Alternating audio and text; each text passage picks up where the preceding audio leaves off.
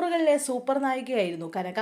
സിദ്ദിഖ് സംവിധാനം ചെയ്ത ഗോഡ് ഫാദറിലെ മാലു എന്ന കഥാപാത്രം മുതൽ ഏഴര പൊന്നാന, വിയറ്റ്നാം കോളനി, ഗോളാന്തര വാർത്ത, വാർദ്ധക്യപുരാണം, പിൻഗാമി, മന്ത്രി കൊച്ചമ്മ, നരസിംഹ വരെയുള്ള ഒട്ടുമിക്ക സിനിമകളിലും കനകയുടെ വേഷങ്ങളും വലിയ ഹിറ്റായിരുന്നു. 2000-ലാണ് കനക അഭിനയ ലോകത്തു നിന്നും അപ്രത്യക്ഷയാവുന്നത്. കുറെ കാലം നിശബ്ദമായ ജീവിതം നയിക്കുകയായിരുന്നു താരം. ഇപ്പോഴിതാ ഒരു അഭിമുഖത്തിൽ കനകയെക്കുറിച്ച് ഭാഗ്യലക്ഷ്മി പറഞ്ഞ വാക്കുകളാണ് ഇപ്പോൾ ശ്രദ്ധ നേടുന്നത്. എനിക്ക് ശബ്ദം നൽകുന്ന ഭാഗ്യലക്ഷ്മിയെ കാണണമെന്ന് വലിയ ആഗ്രഹമുണ്ടെന്ന് കനക ഒരിക്കൽ ഏതോ അഭിമുഖത്തിൽ പറഞ്ഞു. ഒരു ദിവസം ഗുരുവായൂർ അമ്പലത്തിൽ തൊഴാൻ പോയപ്പോൾ കനക അവിടെയുണ്ട്.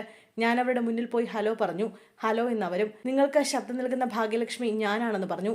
അയ്യോ ആണോ, ഗുരുവായൂരപ്പൻ അമ്പലത്തിൽ വെച്ച് നിങ്ങളെ കാണിച്ചു തന്നല്ലോ എന്ന് കനക പറഞ്ഞു. ജീവിതത്തിൽ ഇത്രയേറെ ഇഷ്ടത്തോടെ എന്നെ നോക്കിയ ആർട്ടിസ്റ്റാണ് അവരെന്നും ഭാഗ്യലക്ഷ്മി പറയുന്നു.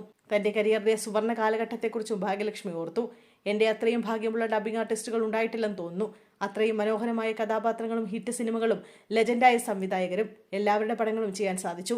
എല്ലാത്തിനുമപ്പുറം സംവിധായകരോടുള്ള സൗഹൃദം. വേറെ ഒരു ഡബ്ബിംഗ് ആർട്ടിസ്റ്റും ഇത്രയും സൗഹൃദം ഉണ്ടായിട്ടില്ല. ഒരുപാട് വിഷയങ്ങളിൽ ഇടപെടുന്നതും സമകാലിക വിഷയങ്ങളിൽ സംസാരിക്കുന്നതും കൊണ്ടാകാം തനിക്ക് പ്രത്യേക പരിഗണന അവർ തന്നുവെന്നും ഭാഗ്യലക്ഷ്മി പറഞ്ഞു. അതുപോലെ മലയാള സിനിമാ രംഗത്തൊരു കാലത്തെ മുൻനിര നായിക നടിമാർക്കെല്ലാം ശബ്ദം നൽകിയത് ഭാഗ്യലക്ഷ്മിയാണ്. ശോഭന, ഉർവശി, രേവതി തുടങ്ങിയ നടിമാരുടെ മലയാളത്തിലെ ഏറ്റവും മികച്ച കഥാപാത്രങ്ങൾ എടുത്താൽ ഇവയിൽ പലതിലും ഡബ്ബ് ചെയ്തത് ഭാഗ്യലക്ഷ്മിയാണ്. പ്രിയദർശന്റെ മലയാള സിനിമകളിലെ നായികമാരിൽ മിക്കവർക്കും ഭാഗ്യലക്ഷ്മി ശബ്ദം നൽകി.